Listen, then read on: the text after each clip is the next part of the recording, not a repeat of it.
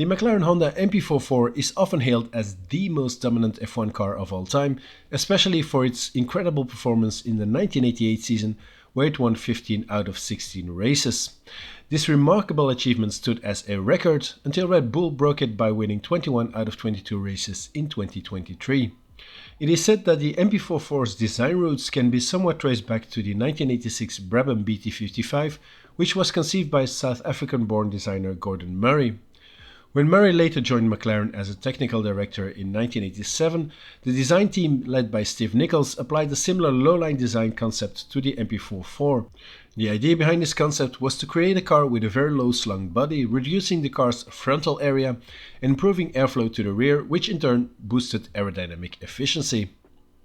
This concept, however, was a disaster at Brabham, mainly due to complications with the engine layout. The Brabham BT55 used an inline 4-cylinder BMW turbo engine that had to be mounted sideways to fit the low-profile design, which led then to significant issues with the car's drivetrain, oil system and gearbox. Even though the car was aerodynamically sound, the compromised engine position negated most of that advantage. Brabham drivers Riccardo Patrese and Elio De Angelis struggled to make sense of the BT55. Especially on the slower circuits, the car proved to be a real disaster. The once famed team only scored 2 points all season and finished a poorly 9th in the Constructors. Seeking a new challenge, De Angelis had just joined the Brabham team for 1986 after a 6-year stint at Team Lotus. Despite winning only 2 races during his time at the top team, De Angelis sporadically showed glimpses of great promise and potential. Unfortunately for him, his move to Brabham proved to be ill-fated. The innovative Brabham BMW BT55 was a difficult car to handle and also suffered from poor reliability. At the Monaco Grand Prix that year, Elio only barely qualified, securing 20th and last place on the grid, while his teammate Patrese started from a far more competitive 6th. Elio's race only lasted 31 laps, retiring the car with an engine issue. A few days after the Monaco Grand Prix, the Brabham team travelled to nearby Circuit Paul Ricard to take part in a test session. Elio's teammate Riccardo Patrese was initially scheduled to carry out the test. Eager to improve after his poor performance at the Monaco Grand Prix, De Angelis requested he could drive the car instead. During the test session on the morning of May 14th, De Angelis went off the road at the fast Verrerie curves. A catastrophic rear wing failure caused a high-speed crash, with the car vaulting the barriers, coming to rest upside down. Elio had survived the initial impact, but was trapped in the cockpit as the car slowly started to catch fire.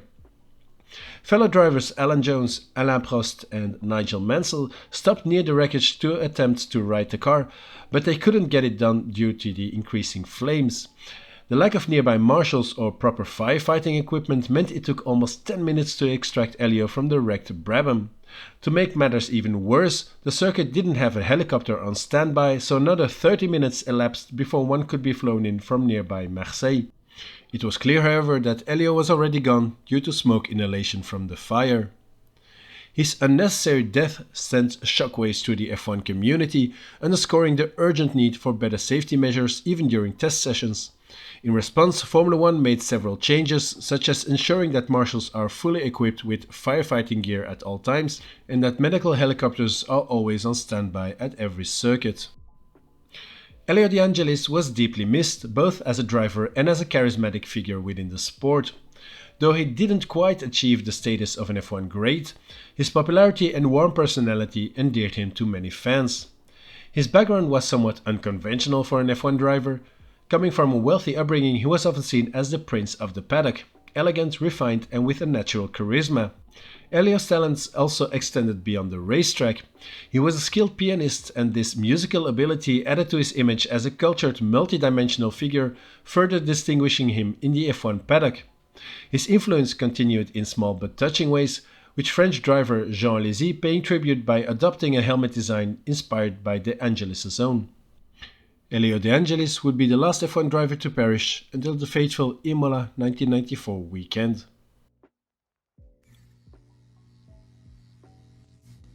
Spark have now released a 1/18th resin version of the beautiful Brabham BMW BT55. This version is a race-specific model.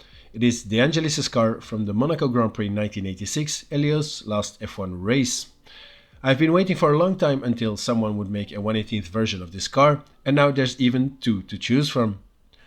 Rival brand GP Replicas have also made a model of this BT55.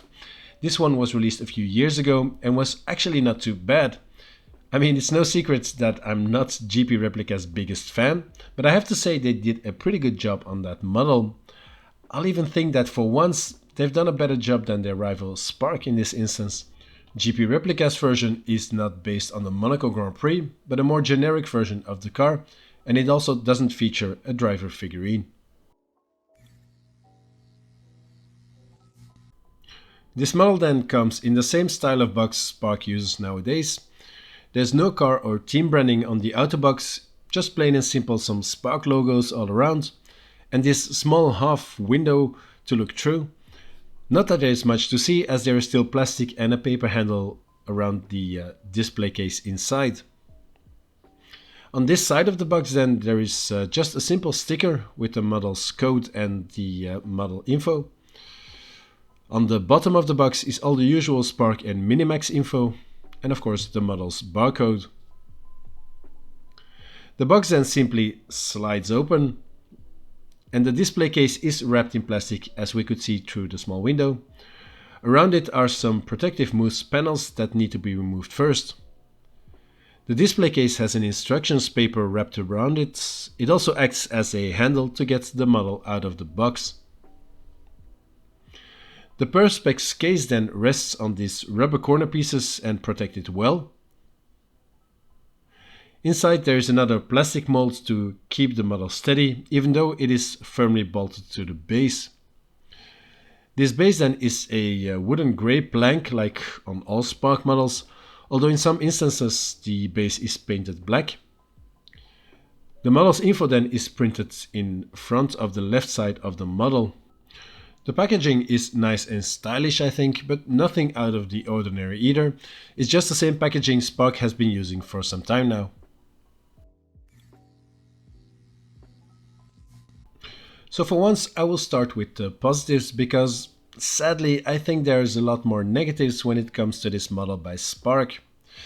Now, a good thing is the overall look of the car. I don't think it looks weird or off in any way, and you do get a positive vibe from it that it's a quality model car. The style of the packaging and the additional display case of course add to that feeling.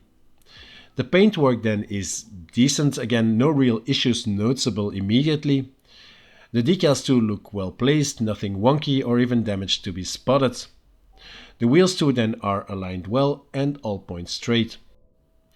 The driver figurine adds something extra to this model, I think, especially since the helmet De Angelis used looked so nice in this car. Without it, it's all a bit too much white and dark blue only. The red stripes and the colorful BMW logo on the helmet help to break that. The detailing on the figurine too looks nice with some fine belt details. Some other fine details can be seen on the barge boards just in front of the cockpit.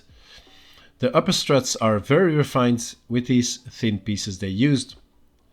The GP Replicas didn't have these barge boards, as they were only introduced later on, and they probably based their model on an earlier version of the BT55. Another cool feature on this car and model is the asymmetrical configuration for the sidepod intakes. On the right of the picture here, there's just one big hole. The intake on the left has a black partition wall in it in the middle. The mesh texture behind it also looks very nice. The ones on the GP Replicas were again very differently shaped, as the aero package was different on their version. The outlets on the side of the sidepods are also again different on either side on the Spark model. The right side of the car has this partition in it, dividing the radiator into two channels. The one on the left is a bit further than the sidepods and is just one big radiator. The funny part is that the Olivetti sponsorship therefore is also different on either side of the sidepods, with the left part being interrupted by the opening, since it's a bit further down compared to the other side. On this side then they had to put a decal over the radiator, as you can see. The right side has the Olivetti logo starting under this winglet and stopping before it reaches the side hole. On top of the left sidepod only, then there is a big NACA duct with a very nice looking mesh texture inside. This is a rare part where the Spark model is actually better than the GP Replicas. This, however, is immediately undone when looking at this small grille next to the winglet. I mean, it's as simple as coloring the gills black, as GP replicas have done for a better look.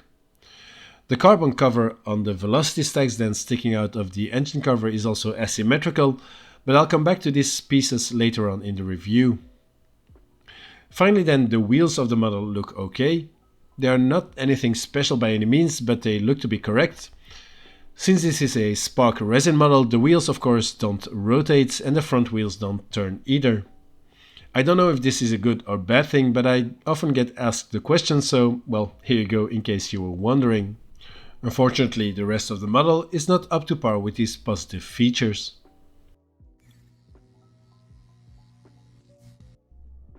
So I kinda already revealed that I think this model is not perfect by any means. Although luckily the overall look is good, there are quite a few areas where it's a bit of a letdown, especially compared to the GP Replicas version. First of all, the GP Replicas has cut out wings both on the front and back. This is something Spark normally also does on their models, but here they didn't.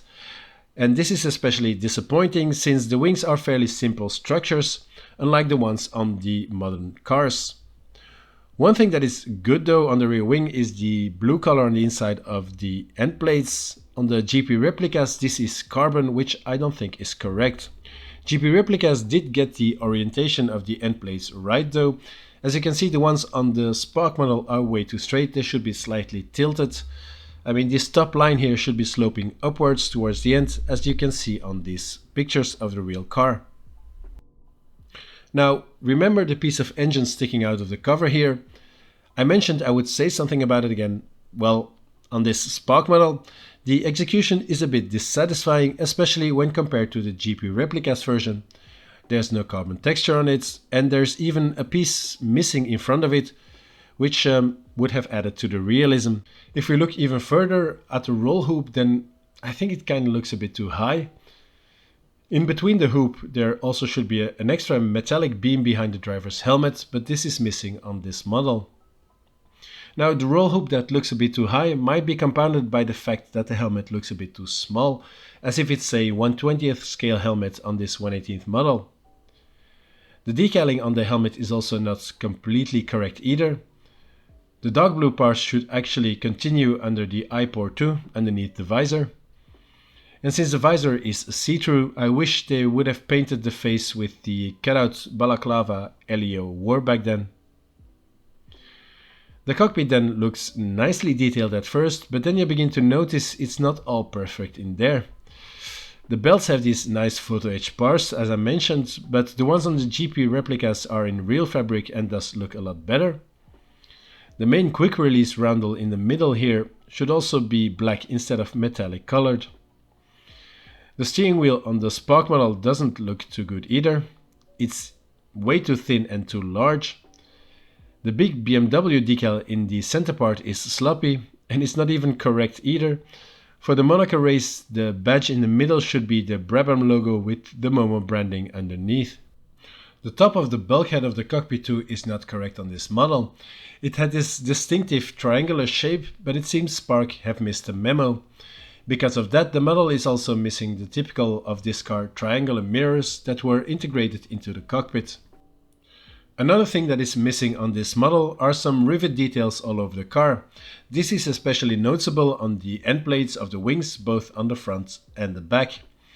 The GP Replica models has these photo etched ones all over the car, and even though they look a bit exaggerated in some places, it does look a lot nicer like that. Now, this is easily fixed with some simple decals, but still Spark could and should have added some here and there. Finally then, the detailing on the back of the model is not too great either, I think. It all looks a bit plain and unfinished. I mean, it's certainly not a bad look, but not what you would expect from a Spark model.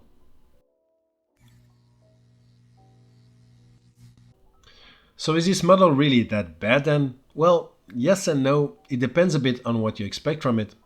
Since GP Replicas released their model first, I think the Spark version should be at least on par with them, detail-wise then, and unfortunately this is not the case here. I feel Spark has dropped the ball a bit lately when it comes to these classic F1 models. The Häkkinen 1991 Lotus I reviewed earlier was also a bit of a letdown. Both models still look decent overall, but the finer details we're used seeing from Spark are either missing or completely wrong. This Brabham BT55 model is not a howler then, but I think it's fair that we could expect a lot more from Spark. It's a shame, as I was really looking forward to their version of this car. Now, Elio had many faithful supporters and his charismatic appearance still endears fans to this day. His tragic demise has only strengthened that thought, and this being the model of his last F1 race appearance, I think it will still be a quite popular model despite its shortcomings. So now I would like to ask you, what is your opinion on this Spark model? And do you also think Elio was a talent lost so soon? Let me know down in the comments below. So thanks for watching this review, I hope you enjoyed it. Leave a like if you did, check out the other content on the channel like this video of another talent gone too soon, Ronnie Patterson. Don't forget to subscribe, and in the meantime, take care and I'll see you again in the next one.